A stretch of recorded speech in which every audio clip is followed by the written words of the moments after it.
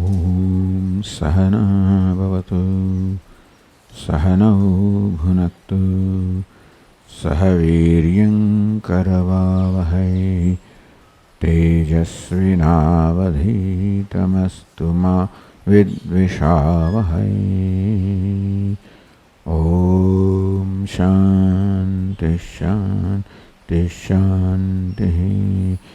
ॐ पूर्णमदः पूर्णमिदं पूर्णात् पूर्णमुदच्यते पूर्णस्य पूर्णमादाय पूर्णमेवावशिष्यते। ॐ शान्ति शान्ति शान्तिः।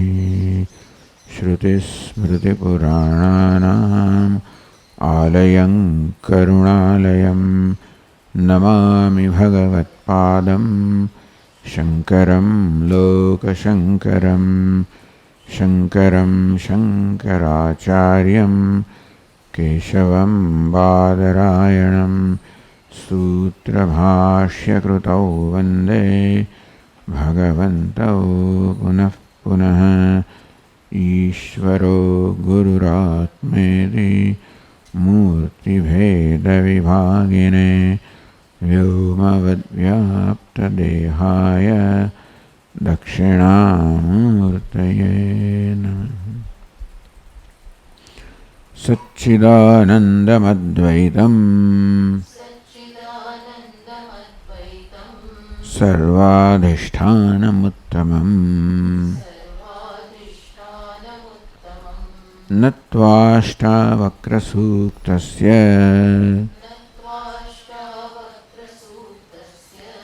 दीपिका तन्यते परा।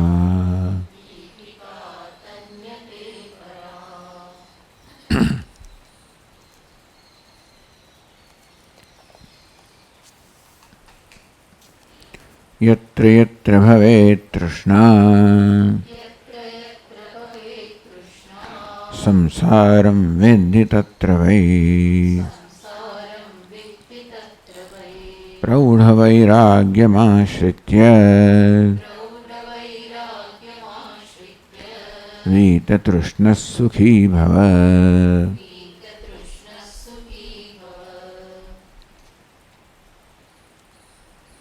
सुखी भव, तू सुखी था, हम सुखनो उपाय बताव्यो।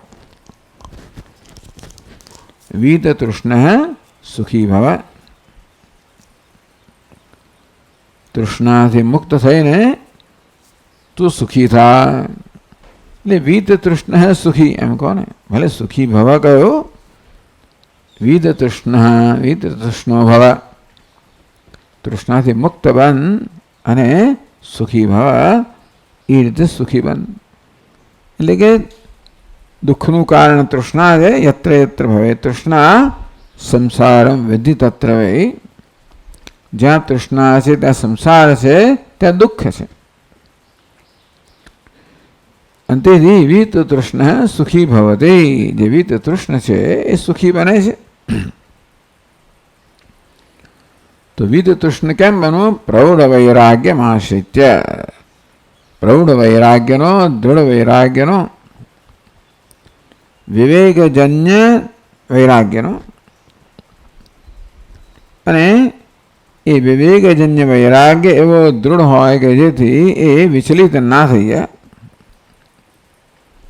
ટૂંકમાં આપણામાં જગતના વિવિધ પદાર્થો માટે સિદ્ધિઓ માટે આકર્ષણ અંદર રહેલું જ હશે, એ જન્મોજન્મથી છે અને માટે વારંવાર આપણા પર પ્રભાવ પાડે, આપણા મનને પ્રભાવિત કરે, આપણા મનને એ પ્રકારે એ પદાર્થ પ્રત્યે આકૃષ્ટ કરે, આસક્ત કરે। આ હેબિચ્યુઅલ એરર છે, એટલે આ સ્વભાવ છે। इस स्वभाव पर विजय प्राप्त करवानो छे। एना उपाय कयो? वैराग्य। कयो वैराग्य? प्रौढ़ वैराग्य अर्थात दृढ़ वैराग्य। जे वैराग्य छेवड़े वैराग्य प्रौढ़ बनवो जोईए। विवेक थी जन्मेलो वैराग्य धीमे धीमे धीमे प्रौढ़ बनवो जोईए। એ જે સ્વભાવમાં દૃઢ થયેલી આસક્તિ છે, એ પ્રૌઢ આસક્તિ છે. આસક્તિ પ્રૌઢ છે, મળે વૈરાગ્ય પણ પ્રૌઢ બનવું. પ્રૌઢ એટલે ટૂંકમાં આસક્તિ સ્વભાવ બની ગઈ છે. એ કક્ષાનું વૈરાગ્ય બનવું જોઈએ ધીમે ધીમે ધીમે. તો જેમ જેમ આ પ્રકારે વિવેક સતત એટલે ઉદ્ધરેત આત્મના આત્માનમ નાત્માનમ અવસાદયેત. તો પ્રયત્નપૂર્વક મનનો ઉદ્ધાર વિવેક બુદ્ધિથી ઉદ્ધાર કરવો જોઈએ. શેમાંથી? આ સ્વભાવજન્ય કે સ્વભાવગત આસક્તિમાંથી. એનું કારણ તો છેવટે આંતરિક અસંતોષ જ છે. જગત પ્રત્યેની આસક્તિનું કારણ તો આંતરિક અસંતોષ જ છે, પણ આપણે લઈને આવ્યા છે. અજ્ઞાનને કારણે જે રજોગુણ છે, તમોગુણનો જે પ્રભાવ થઈ ગયો છે, અંતરમાં સત્વગુણ હોય તો આપણને આત્માનો અનુભવ થાય, તો સંતોષનો અનુભવ થાય. જ્યાં તમોગુણની પ્રધાનતા છે ત્યાં તો એવું બધું અંધકાર છે કે કશો અનુભવ થતો નથી. એને કારણે રજોગુણ અનેક પ્રકારનો ઉપદ્રવ કરતો આ પ્રક્રિયા વિવેક છોડામણો સમજાવી કે જ્યાં તમોગુણ હોય, જ્યાં સૂરજ વાદળથી છવાઈ ગયો હોય, ત્યાં પછી પવન આંધી વગેરે પેલા યાત્રીને અત્યંત પીડા કષ્ટ આવે. વાદળ ના હોય, સૂરજ બરોબર પ્રકાશતો હોય, તો એ તડકો છે ને એ હવા છેવટે એના આનંદનું આહ્લાદનું કારણ બને. તડકાથી આપણે ઘામ લાગતો તો હવા આહ્લાદનું કારણ બને. એ હવા છેવટે આપણને સંતાપનું કારણ બને. રજોગુણ સંતાપનું કારણ બને છે. સંતાપનું કારણ રજોગુણ છે. પણ એ છે એ કેમ સંતાપનું કારણ બને? કારણ કે તમોગુણ છે એટલા માટે. સત્વગુણ હોય તો એ જ રજોગુણ સત્કર્મ કરાવવા દ્વારા આપણો ઉદ્ધારનું કારણ બને. તમોગુણ હોય તો એ રજોગુણ આપણને અનેક પ્રકારનો રંજાડ કરે. એટલે વૈરાગ્યને પ્રૌઢ બનાવવો, વિવેકને પ્રૌઢ બનાવવો. આમ વિવેક માત્ર બૌદ્ધિક સ્તરનો ના હોય, પરંતુ અનુભવમાંથી થયેલો વિવેક હોય. જે અનુભવ થઈ ગયા છે, થઈ રહ્યા છે, ચારે બાજુ થઈ રહ્યા છે, એ બધા પરથી આધારિત એ વિવેક પરિપક્વ બનતો જોઈએ. એટલે આપણો નિશ્ચય જન્મે. એ નિશ્ચય જેટલો દ્રઢ હોય એટલો ધીમે ધીમે ધીમે આ વૈરાગ્ય દ્રઢ થતો જાય. એમ આપણું મન તૃષ્ણાથી મુક્ત થતું જાય. અવિવેકમાંથી તૃષ્ણા જન્મી છે. અવિવેક એટલે વસ્તુના સાચા સ્વભાવ ન જાણવો અને નથી એ વસ્તુની કલ્પના કરવી અને પછી એના પ્રત્યે આકર્ષાવો. આ વિવેક છે. વિવેક દ્વારા વારંવાર વસ્તુના વાસ્તવિક સ્વરૂપના દર્શન મને કરવામાં આવે અને અનુભવ થઈ ગયો. જો આવો થયો અનુભવ, એ પ્રકારે ધીમે વૈરાગ્ય દ્રઢ બનતો જાય. આ તૃષ્ણામાંથી મુક્તિ થતી જાય. આપણે સુખી થતા જઈએ, સંસારથી મુક્ત થતા જઈએ. એટલે આના કહેવા પ્રમાણે તો આટલી જ પ્રક્રિયા પર્યાપ્ત છે. વિત તૃષ્ણ સુખી ભવ, તૃષ્ણા સંસાર એવી જાતની અહીંયા આગળ સમીકરણ આપ્યું, ફોર્મ્યુલા આપી. તૃષ્ણા એટલે સંસાર અને વિત તૃષ્ણા એટલે મોક્ષ. એટલે વચ્ચે માની લઈએ કે આપણે તમો ગુણથી મુક્ત થવાનું છે અને તેથી આવરણથી મુક્ત થવાનું છે. આ બધું વિક્ષેપના સ્તરે થાય છે. આવરણથી મુક્ત થવા માટે છેવટે આત્મ અનુસંધાન આવશ્યક છે. વિષયના સ્વરૂપના અનુસંધાનથી એમના પ્રત્યે આપણને વૈરાગ્ય જન્મે. છેવટે આત્મતત્વના અનુસંધાનથી આત્મા માટે સાચી દૃઢતા જન્મે. એ પ્રકારે અહીં તો સરળ આ પ્રકારે ફોર્મ્યુલા, આ સરળ એક સમીકરણ આપવામાં આવ્યું કે ભાઈ તૃષ્ણા એટલે સંસાર અને તૃષ્ણાવતી મુક્તિ એટલે મોક્ષ.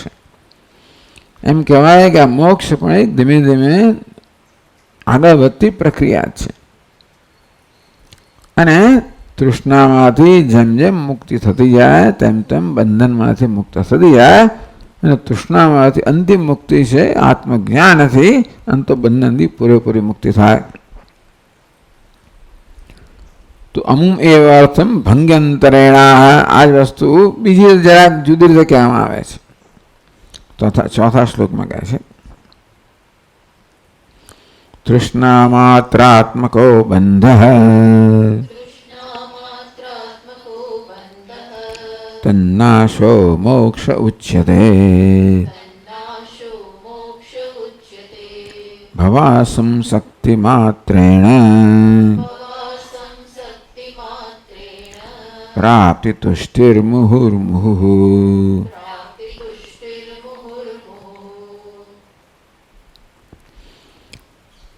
એનું એ જ કહેવામાં આવ્યું કે નવું નથી કહેવામાં આવ્યું. જે ત્રીજા શ્લોક એ ચોથા શ્લોકમાં કહેવામાં આવ્યું. શબ્દો જરા જુદા વાપર્યા. વીત તૃષ્ણ સુખી ભવ એવું કહેવામાં આવ્યું. અહીં ભવા સંશક્તિ માત્રેણ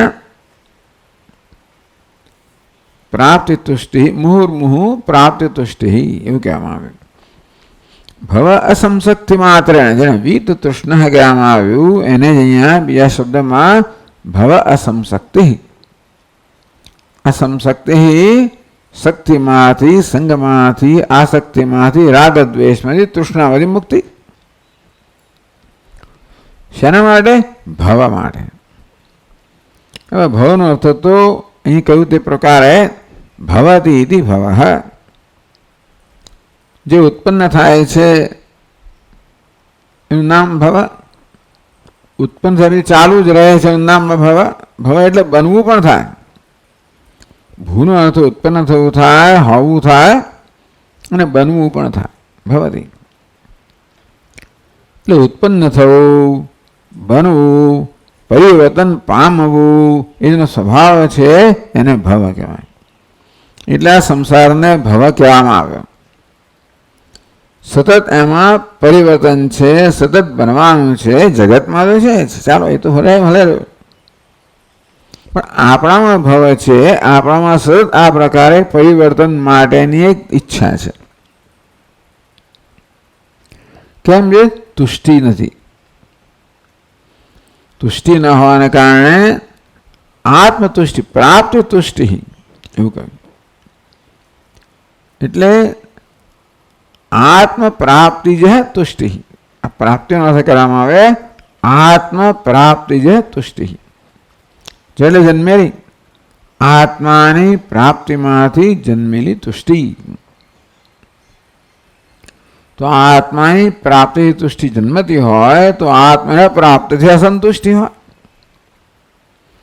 અસંતુષ્ટિ, આત્મ અસંતુષ્ટિ આપણા મૂળભૂત આપણી સમસ્યા છે. You are the problem, you are the solution.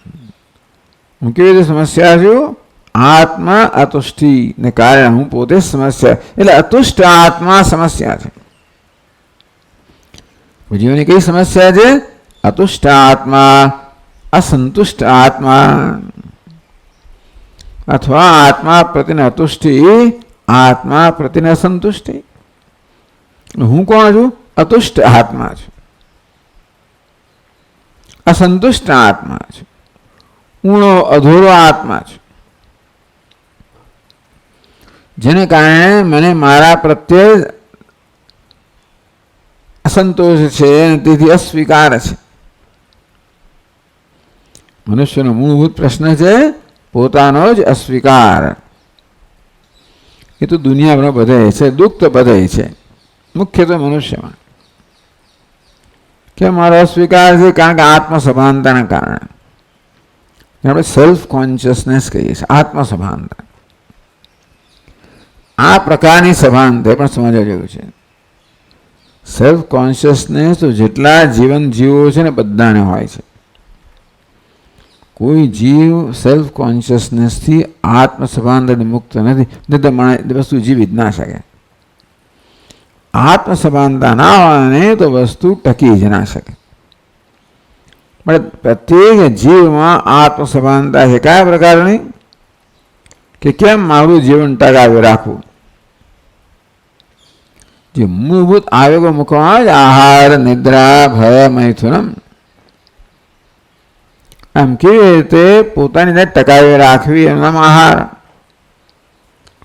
પોતાનું રક્ષણ કેમ કરવું આક્રમક બળોથી, ભય. પછી વિશ્રામ લેવાનો હોય, શ્રમ હોય, જીવન શ્રમમય છે, નિદ્રા.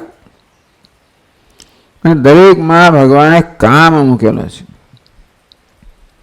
ધર્મા વિરુદ્ધો ભૂતેષુ કામોસ્મિ ભરતર્ષભ. પ્રત્યેક જીવમાં ભગવાને કામ મૂકેલો છે. એટલે કે પોતાનો વિસ્તાર કરવાની આ પ્રકારની ઈચ્છા મૂકેલી છે અને આકર્ષણ મૂકેલું છે. આવું મૂકેલું જ છે. અને તેથી એની ઋતુ આવે એટલે આ પ્રકારની વસ્તુઓ થાય. એ પ્રકારે જગત ચાલુ રહે. વ્યવસ્થા ભગવાન આવી કરી છે.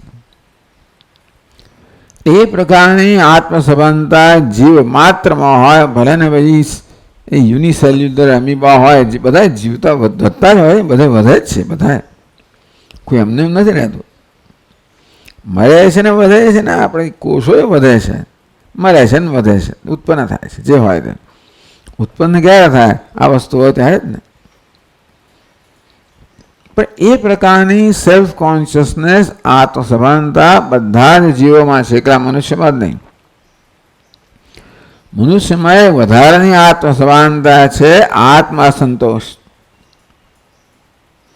Self judgement. પૂજ્ય સ્વામીની ભાષામાં કહીએ તો પોતાના વિશેનો અભિપ્રાય, જજમેન્ટ, નિર્ણય કે હું કોણ છું. એ પ્રકારે આટલી બધી સભાનતા બીજામાં નથી. એટલે લોકો સુખી છે. ઇગ્નરન્સ ઇઝ બ્લિસ. આની ઇગ્નરન્સ છે, પોતે અધૂરો છે, ઊણો છે, એ વસ્તુની અજ્ઞાનતા બધા જીવોમાં છે. માટે બધા પીડાતા નથી. એને સંસાર દુઃખથી પીડાતા એમ કહેવાય. એમને સંસાર નથી. એટલા માટે એમનામાં કોઈ પ્રકારનું કર્મ નથી.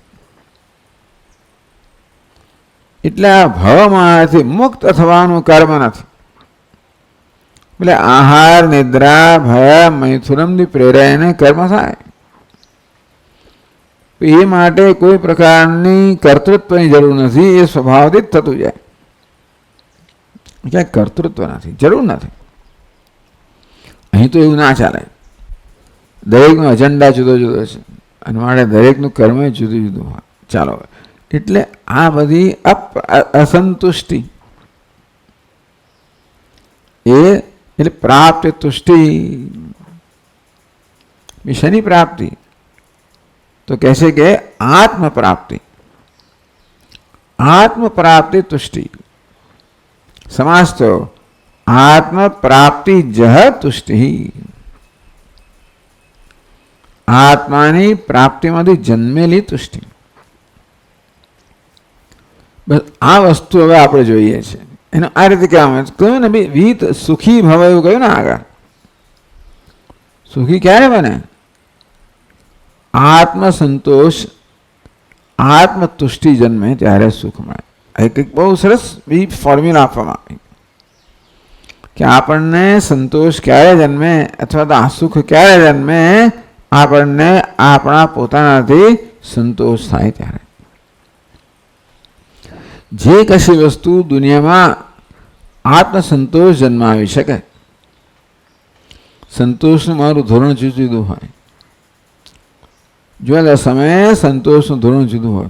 અહંકાર જો મારામાં રાજ્ય કરતો તો અહંકારનો સંતોષ ના સંતોષ થાય. ઇન્દ્રિયના આવેગ રાજ્ય કરતો હોય તો ઇન્દ્રિય આવેગની પૂર્તિથી સંતોષ જન્મે. લાગીના સ્તરની ઉણપ જો મારામાં રાજ કરતી હોય તો એ વસ્તુ તો એ જોઈએ. બૌદ્ધિક અતૃપ્તિ હોય તો એ પ્રકારે જોઈએ.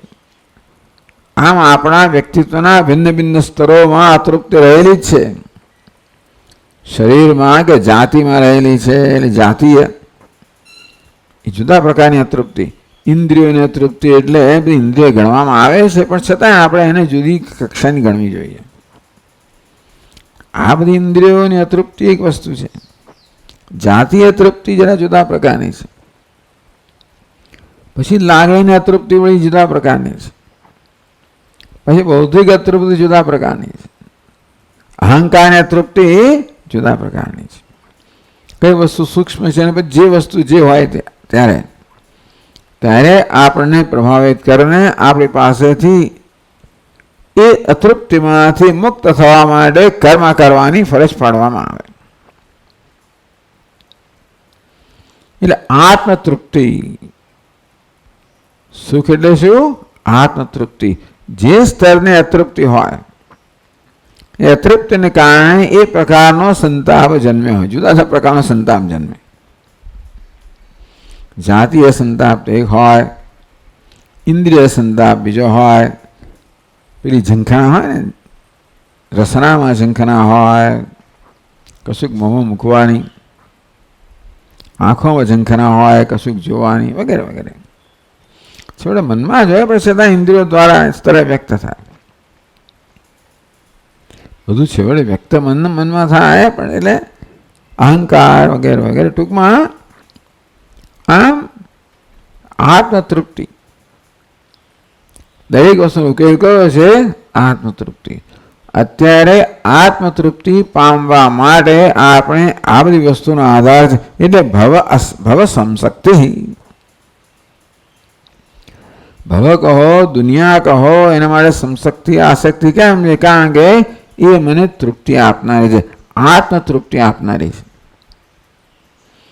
એનો અનુભવ કરું ને ત્યારે મારામાં આત્મતૃપ્તિ જન્મતી હોય, નથી જન્મતી. આત્માના અનુભવથી આત્મતૃપ્તિ જન્મતી નથી. ઉલટી આત્માના અનુભવથી આત્મા તૃપ્તિ જન્મે છે. એટલા માટે અનાત્માના અનુભવની જરૂર છે. શેના માટે? આત્મતૃપ્તિ મેળવવા માટે. કે વિચિત્ર વસ્તુ ભગવાને ખરી કરીને મોકલ્યા છે ને. એ કેવો ટ્રેપ લગાવ્યો છે ને. બિચારો માણસ ફસાયેલો જ છે. આમ કોઈ દિવસ બહાર ના નીકળ્યા. આત્મતૃપ્તિ માટે અનાત્મા પર આધાર રાખવો. એટલે અનાત્મામાં આસક્તિ કેમ જન્મી? કારણ કે અનાત્માને આત્મતૃપ્તિ માટેનું સાધન માનવામાં આવે. એવો જ અનુભવ થાય છે ને આપણને. કશી ઈચ્છિત વસ્તુ પ્રાપ્ત થઈ એટલે આત્મતૃપ્તિ જન્મતી હોય એટલે સ્વાભાવિક છે કે આપણે એવો જ નિશ્ચય કરીએ કે આ જ મારી તૃપ્તિનું કારણ છે. એવું જન્મથી ચાલતું આવ્યું છે. ઇન્દ્રિયસ્યાથે રાગદ્વેષો માટે ઇન્દ્રિયના વિષયો માટે રાગદ્વેષ રહેલા જ છે. એવું લઈને જ આવ્યા છે ને. સંસ્કાર કહો, વાસના કહો, જે કહો તે. આસક્તિ કેમ જન્મી? ભવ સંશક્તિ જન્મી કેમ? આ ભવ જે છે એટલે ભવને તમે જગત પણ કહો એ દેહાદિ કહેવામાં આવ્યું. ચાલો ભાઈ, પણ એકલા દેહમાં ને દેહાદિ વિષય, દેહથી માણીને બધા વિષયો, દેહ જ નહીં માત્ર, દેહથી માણીને બધા જગતના વિષયો અંદર આવી જાય. એ બધા માટે આસક્તિ કેમ જન્મી? કારણ કે મારો અનુભવ છે, વિચાર નથી. આસક્તિ કેમ જન્મી છે? અનુભવથી જન્મેલી છે. શું અનુભવ છે? એનો અનુભવ કરવાથી મારામાં તૃપ્તિ જન્મતી હોય છે. એવો અનુભવ છે. વિચાર કશું છે નહીં. એને વિચાર કહેવો તો કહો. આ પ્રકારે આપણામાં આ વસ્તુ દ્રઢ થયેલી છે કે એ હોય તો સુખ મળે, ના હોય તો ના મળે. એનું થાય છે ખરું ને.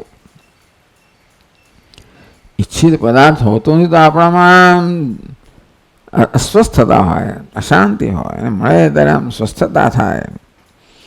એટલે બધો બહુ મોટો ટ્રેપ છે આ બધો. ભગવાને કર્યું એવું ના એટલે માયાને લાવે વચમાં. ભગવાને જ કર્યું છે આ બધું. ભગવાને તો આ દોષ ના અપાય, માયા બધું કરે છે. જે કરતું એ તો કરું આવું છે. એટલે આનું જે તમે કારણ કહો તે ખરો, માયા કહો, ઈશ્વર કહો, કર્મ કહો, જે કહેવું હોય તો કહો, આ વસ્તુ છે. એને સમજાવવાનો આ પ્રયત્ન થાય છે. કર્મ, પૂર્વ કર્મને કારણે આ જન્મમાં આવા સંસ્કાર લઈને આવ્યા છે. આ માયા જવું કરે છે, નથી વસ્તુ દેખાડે છે, ભ્રમ જન્માવે છે. ભગવાન જ આવો. આ બધા કારણો કયા? 18મા અધ્યાયમાં. પ્રકૃતિ સ્વામ નિયોગક્ષતિ, પ્રકૃતિ તારો તને નિયુક્ત કરશે, નિયંત્રણ કરશે. તારા કર્મ તારો નિયંત્રણ એવું કહેશે. સ્વભાવ જેને કર્મણા નિબદ્ધસ્વેન કર્મણા, કર્મ તારું નિયંત્રણ કરશે, પ્રકૃતિ તારું નિયંત્રણ. ઈશ્વર સર્વભૂતા મૃદ્દે, ઈશ્વર બધાને ભમાવતો હોય ઈશ્વર કહેશે. ટૂંકમાં ભિન્ન ભિન્ન કારણો કહેવામાં આવ્યા 18મા અધ્યાયમાં. એટલે ટૂંકમાં આ બધાને સમજાવવાનો આપણને સંતોષ થાય એવો પ્રયત્ન છે, જેથી આપણે આગળ વધીએ. આ ન સમજીએ ને ત્યાં સુધી આપણે અટકી જઈએ ત્યાં કે કેમ આવું છે, કેમ થયું, મને કેમ થયું વગેરે. એટલે એનો ઉત્તર ના મળે ત્યાં સુધી માણસ અટકી જ જવાનો. એટલે આ ઉત્તરો છે અને સંતોષજનક, એટલે ટૂંકમાં યુક્ત ઉત્તરો છે. અક્કલ વગરના ઉત્તરો નથી. ભગવાન જ કર્યું માત્ર. ભગવાન આવ્યો તો ખરો. ઈશ્વર સર્વભૂતાનામ હૃદય જુનતિષ્ઠતિ ભ્રામયમ સર્વભૂતાની યંત્રારૂઢાની માયા. ભગવાન બધાને ભ્રમણ કરાવે છે. યંત્ર પર આરૂઢ થયેલા પેલી પૂતળીઓની જેમ ભગવાન બધાને હવે ભ્રમણ કરાવે છે. ચાલો ભગવાન પર છોડ્યું. પણ ટૂંકમાં આ પ્રકારે ભવ સંશક્તિ, આ ભવ માટે, દેહેન્દ્રિય માટે, જગતના નામરૂપ માટે સંશક્તિ છે, આસક્તિ છે, અને એ તીવ્ર થતી જાય છે. જેટલો તમો ગુણ વધારે એટલો રજોગુણ વધારે, એટલે આસક્તિ વધારે તીવ્ર. એટલી અસંતુષ્ટિ તીવ્ર, એટલી જરૂરિયાત તીવ્ર, એટલા કર્મ તીવ્ર, એટલું બંધન તીવ્ર. આ પ્રકારની પ્રક્રિયા છે. હવે અસંશક્તિ માત્ર આ પ્રકારે તું આસક્તિઓથી મુક્ત થાય એમ કહેવાથી મુક્ત ના થાય. આ માત્ર બૌદ્ધિક પ્રક્રિયા હોત તો આ બૌદ્ધિક સ્તરે નથી ને. આ કયા સ્તરે છે? આ તો સ્વભાવના સ્તરે છે. એટલે સ્વભાવના સ્તરે પરિવર્તન થવું જોઈએ. બુદ્ધિ એને સ્વભાવનું ધીમે ધીમે સ્વભાવને મોનિટર કરે. ઉદ્ધરેત આત્મના આત્માનમ. આ સ્વભાવ છે ને એ આત્મા કયો? આત્મા ઉતરતો આત્મા. આ બુદ્ધિ છે ચડિયા તો આત્મા, એવું કહેવાય તો કહો. એટલે શાસ્ત્ર આચાર્યના શ્રવણ દ્વારા આપણામાં હવે નવી સમજ જન્મી, નવો વિવેક જન્મ્યો. એ વિવેકને પ્રત્યેક ક્ષણે આપણે વ્યવહારમાં લાવવા પડે કે વ્યવહાર સ્વભાવથી થાય છે. એ સ્વભાવ એટલે આસક્તિથી જ થાય છે વ્યવહાર. અને તે દરેક વ્યવહાર વખતે આપણે આપણી વિવેક કહો આ સમજ છે એને તમારે આપણે વ્યવહાર લાવવી પડે કે આ વ્યવહાર શાંત થાય છે. કોણ કરી રહ્યો છે? આસક્તિ કરી રહી છે કે વિવેક કરી રહ્યો છે? આસક્તિ કર્યો નિયમ નથી, પણ જ્યાં આસક્તિથી વ્યવહાર જણાય ત્યાં વિવેકને સ્થાપિત કરો. આવી સભાનતા જોઈએ. ઉદ્ધરેત આત્મના આત્માના. આ ભવ અસંશક્તિ કહી તો દીધું, પણ એ માત્ર વૈરાગ્ય ગઈકાલે વાત કરીએ માત્ર બૌદ્ધિક, ઇટ્સ સેલ્ફ ગ્રોથ. આપણે ખરેખર આંતરિક વિકાસ કરવો પડે. એટલે શું થાય? આ રજોગુણમાંથી તમોગુણમાંથી ધીમે ધીમે આપણી જાતને મુક્ત કરવી પડે. કેવી રીતે? સત્વગુણને પ્રભાવિત કરવા દ્વારા. એટલે કે આચરણને સત્વગુણ પર આધારિત કરવા દ્વારા જ આપણે રજોગુણ તમોગુણથી મુક્ત થાય. એટલે જે ભાવના કહેવામાં આવી નિષ્કામ કે વગેરે વગેરે બધી સત્વગુણ. આ કામના છે રજોગુણ છે, એ જમીન તન્મોગુણમાંથી જન્મી. એટલે કામના તેને તૃષ્ણાદિ પ્રેરાને કર્મ કરવામાં આવે. એટલે રજોગુણ તમોગુણને અવિદ્યાને પ્રોત્સાહન આપવામાં આવે, બંનેને પ્રોત્સાહન આપવામાં આવે. એટલે કહ્યું કે તમે ન કરો, તમે એટલે અસંશક્તિ. આવું જણાય ત્યાં આગળ તમે સત્વગુણને સ્થાપિત કરો. એટલે આખી પ્રક્રિયા છે ભવ અસંશક્તિ. એટલે એવું થાય કે બસ આમ વિચાર કરવા જ અસંશક્તિ માત્ર. બસ મેં ઊંડું ચિંતન કર્યું, અસંશક્ત થઈ ગયો તો બહુ સારું છે. થાય ખરું ક્યારે? સાત્વિક મન થયું ત્યારે. એટલે ઊંડું ચિંતન કરવા જ ના દે. ટૂંકમાં રજોગુણ તમોગુણ છે ને, ઊંડું ચિંતન નથી કરવા દેતા. એ આવી પકડી લે છે આપણને. પેલો ગજગ્રાહ છે ને, એ બરોબર ગજેન્દ્રને પકડેલો છે. ચાલો જે હોય તે, પણ આ પ્રકારે પ્રાપ્ત તુષ્ટિ એ તૃષ્ણાત્મા આત્રાત્મકો બંધ.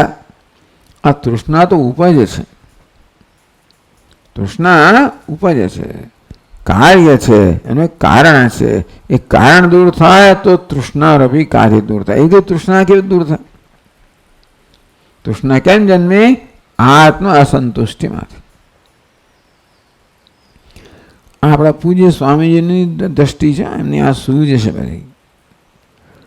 હવે આવું બીજે કદાચ જોવા મળે, ના મળે એવું નથી. મેં કે બધા આપણે કંઈ અભ્યાસ કર્યો જ નથી બીજા કશાનો, કે બીજે ક્યાંક આવી સમજ છે કે નહીં. પણ અહીં તો છે જ, બીજે હશે, ચાલો. પણ મહાત્માઓ છે બધા એટલે. પણ ટૂંકમાં આત્મસંતુષ્ટિ જે અહીંયા એટલે પ્રાપ્તિ તુષ્ટિ.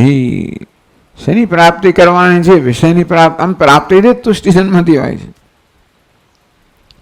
જે વસ્તુ પ્રિય હોય એની પ્રાપ્તિ તુષ્ટિ જન્મતી હોય. પણ એક તુષ્ટિ એવી છે જે તૃષ્ણાને વધારનારી છે.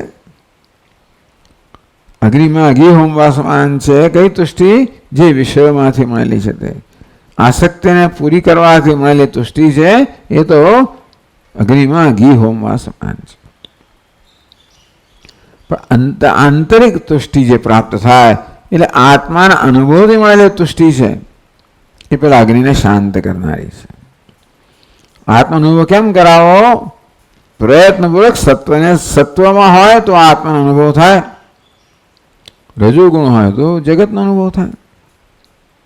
અને તમોગુણ જેટલો હોય એટલો આ રજોગુણને પ્રોત્સાહિત કરે અને આ સત્વગુણને દબાવે.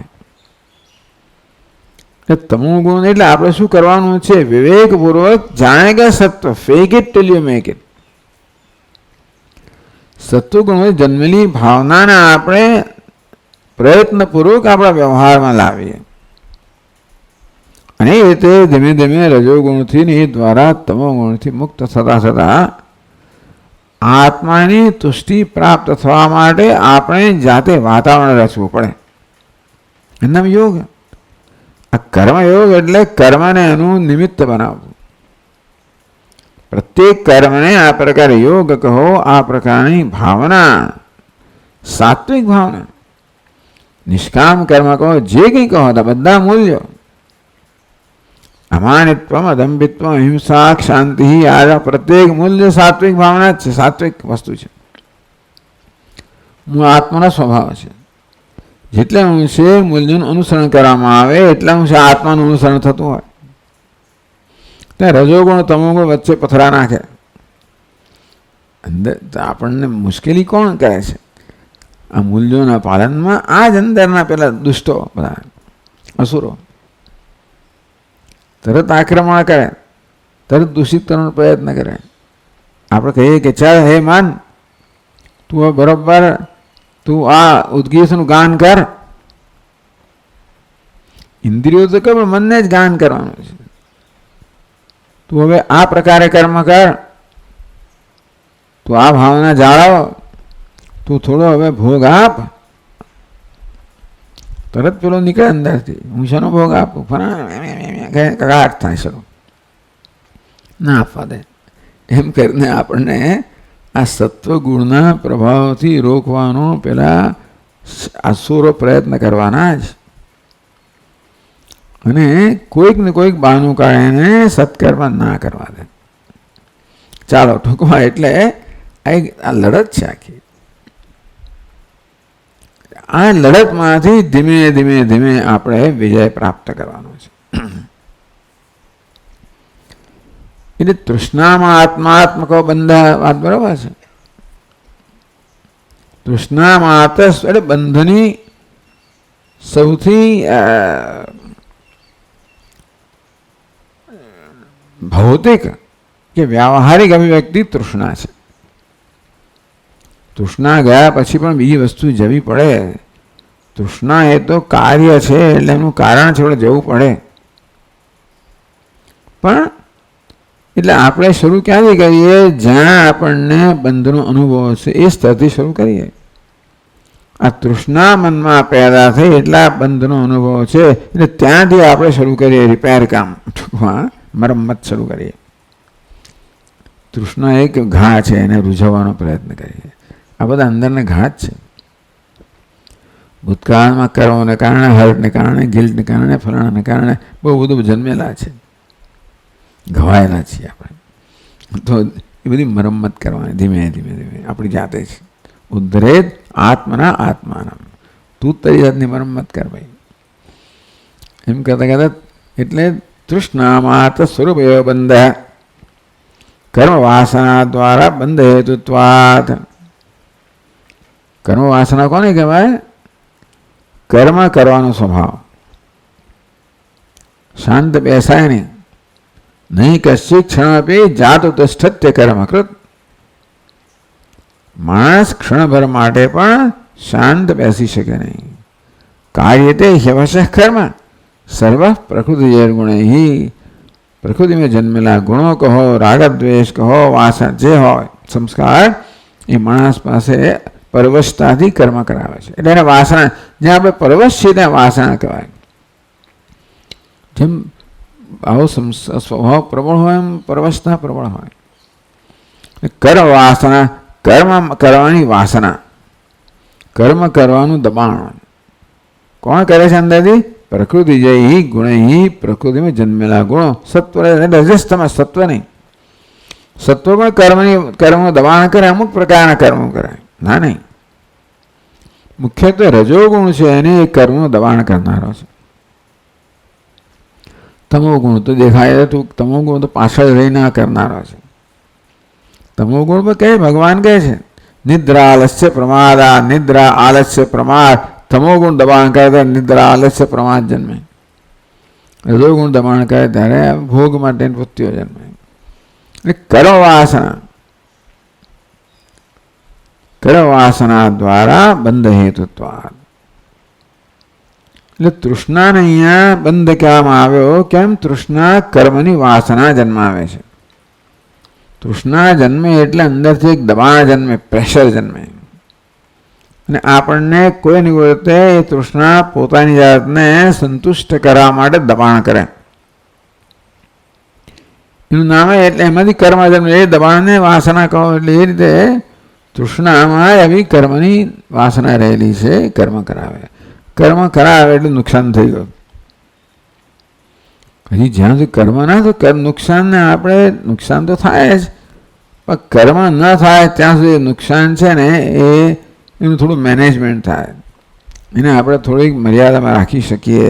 કર્મ થયું એટલે આપણા હાથમાંથી ગયું, બીજું કર્મ ફળ મળવાનું જ છે વગેરે વગેરે. એટલે કર્મ દ્વારા બંધ હેતુત્વાદ. આમ કેવી કર્મની વાસના રહેલી છે, કર્મ સ્વભાવ રહ્યો છે, એટલે આપણે પરવશતાથી કર્મ કરતા હોય એના વાસના. એ વસ્તુ પરવશતાથી થાય ને એને આપણે વાસના કહીએ. પ્રબળ સંસ્કાર, પ્રબળ સંસ્કાર એટલે વાસના. કર્મ વાસના દ્વારા બંધ હેતુત્વાદ. આવી રીતે આપણી પાસે કર્મ કરાવી અને પછી તમાચા ખવડાવે. કર્મનું ફળ તો આવું જ મળે છે વડે. કર્મ કર્યું એટલે એનો પછી ભોગવવું જ પડે ફળ તમારે. એટલે બંધ હેતુત્વાદ. આમ કર્મ કરો એટલે ફળ મળવાનું છે. એ રાગદ્વેષ જન્માવાના છે. એમ કહીને વળી પાછી બી વાસનાઓ જન્માવે, તૃષ્ણા જન્માવે વગેરે. તન્નાશ તૃષ્ણાનાશ એવ તન્નાશો મોક્ષ ઇચ્છતે ઉચ્યતે. તન્નાશ તૃષ્ણાનાશ. આ તૃષ્ણાનાશને મોક્ષ બહુ છે. એટલે આ વધારે પડતું સરળતાથી કહેવામાં આવ્યું. એટલે આ કહેવાય એકડા બગડાવા આપેલા માટે છે. આવું ટૂંકમાં આ બહુ પ્રૌઢ વેદાંતિન માટે નથી. આ કોને માટે છે? પ્રારંભિક માટે છે. જે આવો તૃષ્ણાનો અનુભવ કર્યા કરતો હોય કે તો આને પકડ પહેલાં, પછી આગળ વધજે. જ્યાં સુધી તૃષ્ણા નામની વસ્તુ છે એની સાથે આપણે કામ નથી કર્યું અને એના પર કાબુ નથી મેળવ્યો ત્યાં સુધી આપણે આગળ વધી શકવાના નથી. શ્રવણ આત્મવિચાર તો શક્ય જ નથી ને. આવું તો હોય કરે. તૃષ્ણા હોય એટલે મન વલોવાઈ જાય, એટલે કર્મ થાય, એટલે એકદમ પ્રવૃત્તિમાં ક્યાં શાંતિ ક્યાં છે? મનમાં સ્વસ્થતા હોય જ નહીં. એની સ્વસ્થતાનો આત્મવિચાર ક્યાં થવાનો છે? આત્મજ્ઞાન તો આત્મવિચારથી થાય, એટલે કે શાસ્ત્રનું શ્રવણ આત્મવિચારથી થાય. પણ એ ક્યારે થાય? મનમાં સ્વસ્થતા હોય, નિરાશ હોય ત્યારે ને. આ વસ્તુ કરવા જ ના આવે ને. એટલે પહેલી વસ્તુ કહેવામાં આવી. એમ ના માનો કે માત્ર તૃષ્ણા દૂર થયેલે મોક્ષ મળી ગયો એવું કહેવાય ખરું. તૃષ્ણા ક્યારે એનું કારણ દૂર થાય ત્યારે છેવટે દૂર થાય.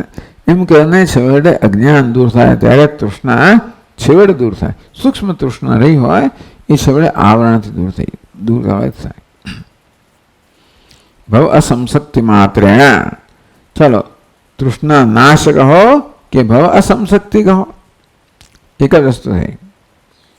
તન્નાશો મોક્ષિગત્ર હેતુમાહ ભવ અસંશક્તિ ભવતીતિ ભવ દેહાદ વિષય તત્ર દેહાદ વિષય સંગ અભાવ માત્રેણ.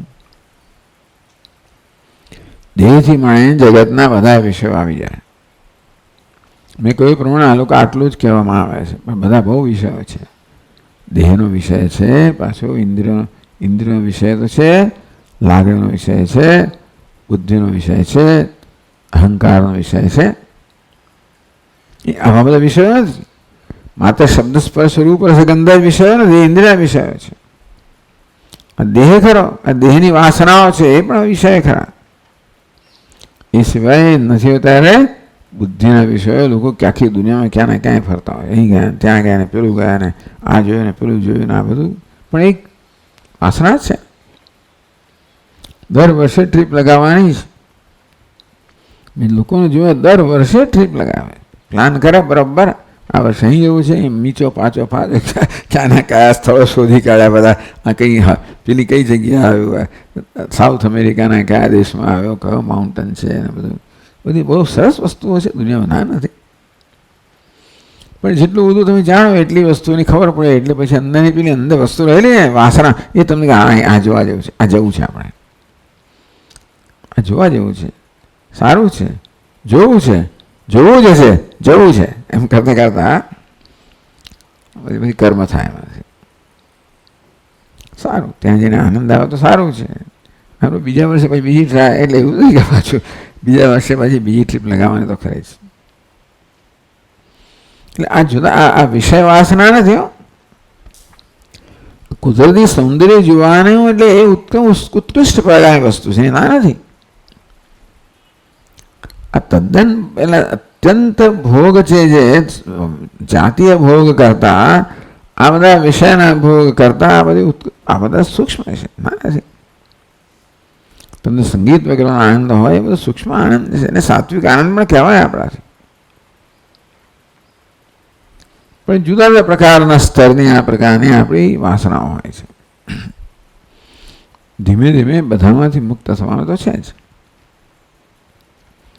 તો દેહાદ વિષય તત્ર દેહાદ વિષય સંગ અભાવ માત્રેણ. એના સંગનો માત્ર અભાવ કરો એટલે થઈ ગયું કામ. એ ક્યારે થાય? આત્મા પ્રત્યે સંગ જન્મે ત્યારે. ક્યાંક તો સંગ જોઈએ જ. આ મન કેવું છે, એને કશેક તો વળગવા જોઈએ છે. અત્યારે બધું વિષયોને વળગેલું છે, એથી વધારે જાણતું નથી, એથી બીજો કોઈ અનુભવ નથી. એ મનને આપણે પ્રયત્નપૂર્વક આત્માનો અનુભવ કરાવવો જોઈએ. પહેલાં બૌદ્ધિક રીતે વિચારથી કરાવવો જોઈએ કે ભાઈ આ ખોટું છે, તું જે કરે છે તો ખોટું છે જ. શું સાચું છે એ જોઈશું. પણ આ તો ખોટું છે, એમાંથી મુક્ત થાય. એમાંથી મુક્ત થાય તો એ સાચું છે એનો અનુભવ થાય ને. એટલે પહેલાં ખોટામાંથી મુક્ત કરવું, પછી એને ધીમે ધીમે સાચવાનો પરિચય કરાવવો. ગઈકાલે વાત કરીને અભ્યાસ તો કૌંતે વૈરાગ્ય છે ગૃહ્યતે. એમ ધીમે ધીમે એટલે આત્મસંગ થાય જેમ જેમ તેમ તેમ આ બધો આ જગતના વિષયોની આસક્તિમાંથી મુક્ત થવાય. એમને ના થવાય. શરૂઆતમાં મોટી મોટી આસક્તિ જાય, પણ સૂક્ષ્મ આસક્તિ ક્યારે છે? રસોપ્યસ્ય પરમ દૃષ્ટવા નિવર્તતે. એ પરમનું આત્માનો અનુભવ થતો જશે તેમ તેમ પછી પેલો સૂક્ષ્મ રસ જતો જશે. દેહાદ વિશે સંગ એટલે આ એક જ આ ટૂંકમાં નકારાત્મક ભાષામાં કહેવામાં આવ્યું. એને વિધેયાત્મક ભાષામાં કહેવું હોય તો આત્માના સંગ થવાથી તમે મુક્ત થશો. એ આપણે સમજવું જોઈએ કે વિષયોના સંગના અભાવથી મુક્ત થવું એટલે શું? આત્માના સંગથી. એ આત્માનો સંગ જેટલો જેટલો વધારે દૃઢ થતો જશે, તીવ્ર થતો જશે, તેમ તેમ આમાંથી મુક્તિ મળે, તેમ એનું નામ મોક્ષ. મોક્ષ એટલે આત્મામાં સંપૂર્ણ આસક્તિ.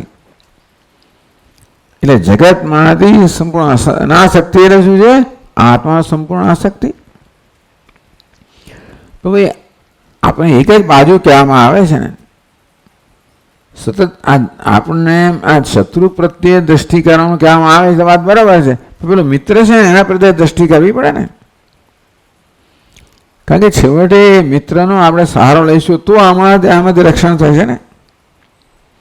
આ બધા વિશ્વનું રક્ષણ મધ્યે એના રક્ષણ કેમ કરવું?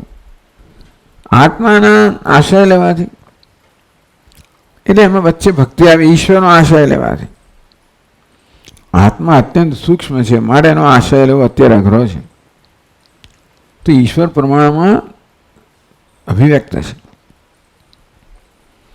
એટલે એથી વધારે સ્થૂળ રૂપમાં આપવામાં આવ્યો, કંઈક આસક્તિ જન્માવા માટે. કેવી રીતે આપણામાં આત્મા માટે, પરમાત્મા માટે આસક્તિ જન્મે એ માટે બધી પ્રક્રિયાઓ કહેવામાં આવી.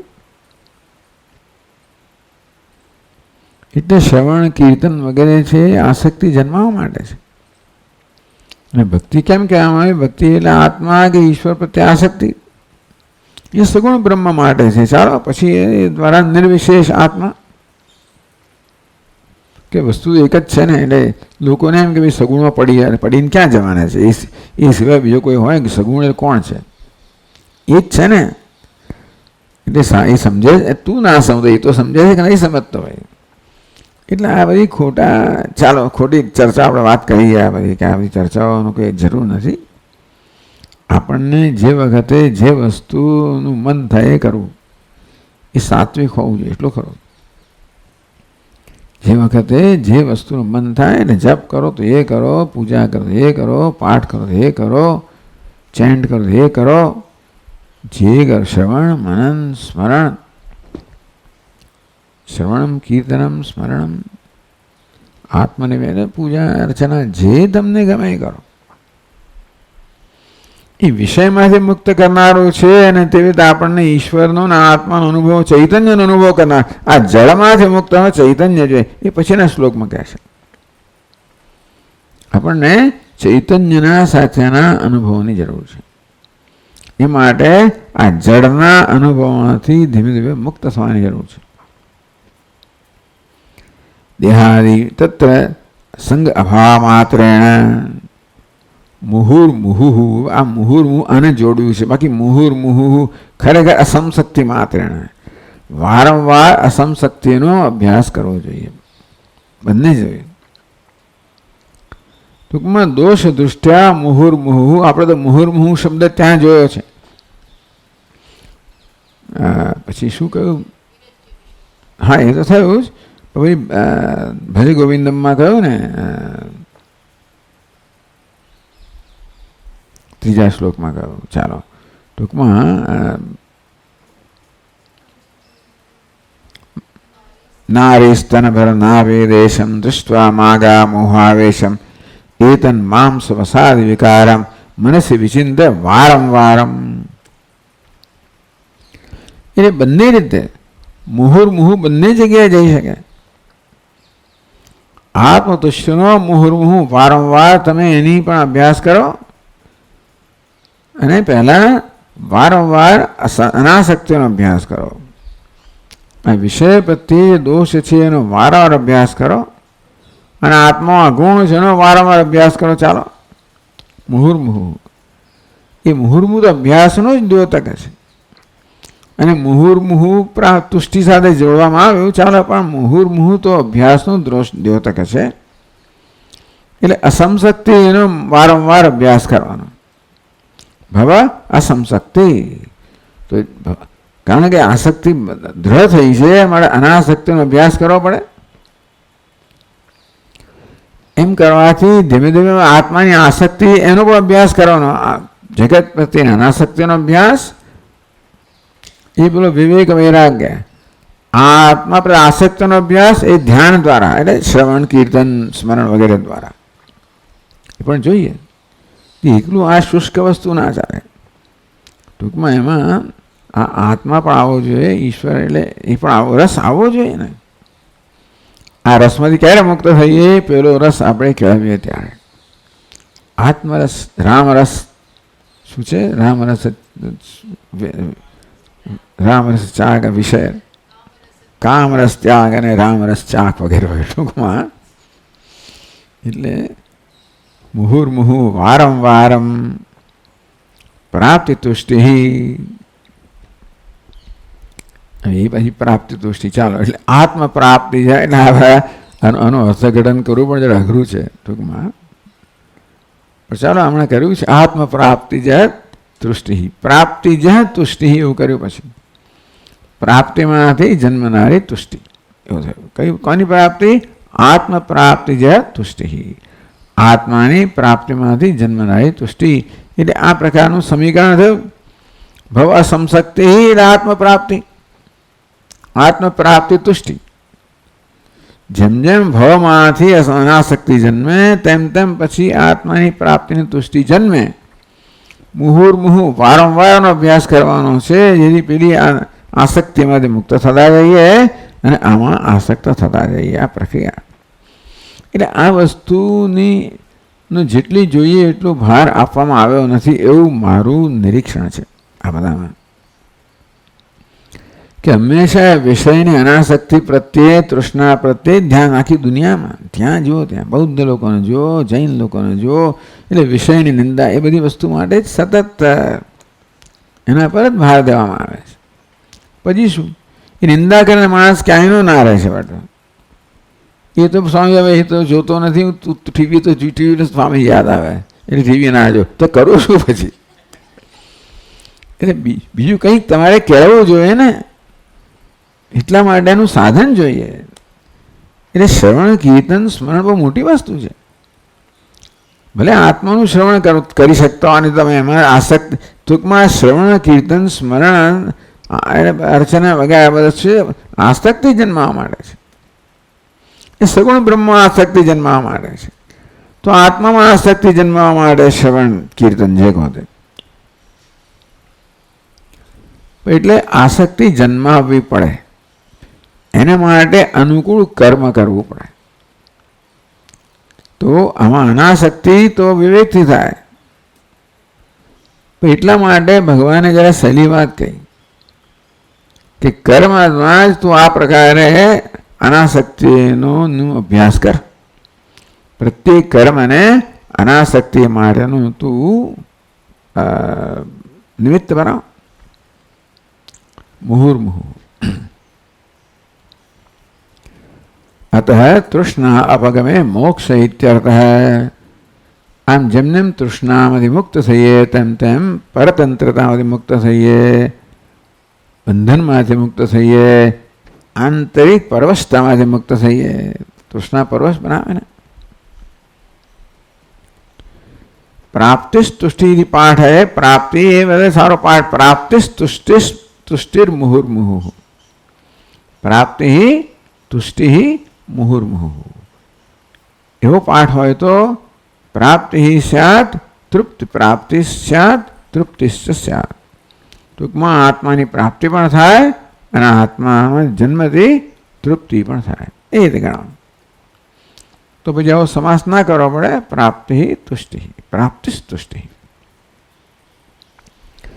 એટલે ટૂંકમાં આગળ જે કહેવામાં આવ્યું એનાથી નવું નથી કહેવામાં આવ્યું, પણ જરા જુદા શબ્દોમાં અને એનું જુદું એક શું કહેવાય એના જુદા પાસાને બતાવવામાં આવ્યું. ચાલો એમ કે વિષય વસ્તુ એકની એક જ છે શરૂ કરું ત્યારથી. કારણ કે પ્રશ્ન એ જ થયો ને કે આ હવે કહેવાય તો તૃષ્ણામાંથી મુક્ત કેમ થવું, એના જ બધા ચર્ચાઓ છે. વિષય તૃષ્ણ ઉપશમમ અભિનંદન મુદ્રયા. કેવી રીતે એમના શિષ્ય જનકે વિષય તૃષ્ણા શાંત કરી છે એને અભિનંદન આપે છે. તો બી એણે આવું કર્યું હશે. એ પ્રકારે વિષય તૃષ્ણાનો શાંત થઈ હશે अथवा साधक है આવું કરવું જોઈએ તો તે રીતે તૃષ્ણામાંથી શાંતિ પ્રાપ્ત થાય એમ કહી શકાય. એટલે જનક પોતાના શિષ્ય છે એને અભિનંદન આપે છે અને બીજા સાધકો એ દ્વારા ઉપદેશ પણ આપે છે. ઓમ ઓમ પૂર્ણમદઃ પૂર્ણમિદં પૂર્ણાત પૂર્ણમુદચ્યતે પૂર્ણસ્ય પૂર્ણમાદાય પૂર્ણમેવાવશિષ્યતે. ઓમ શાંતિ શાંતિ શાંતિ. શંકરં શંકરાચાર્યં કેશવં બાદરાયણં सूत्रभाष्यकृतौ वन्दे भगवन्तौ पुनः पुनः. ईश्वरो गुरुरात्मेति मूर्तिभेदविभागिने व्योमवद्व्याप्तदेहाय दक्षिणामूर्तये नमः. ॐ शान्ति शान्ति शान्तिः. हरि ओम. श्री गुरुभ्यो नमः. हरि ओम.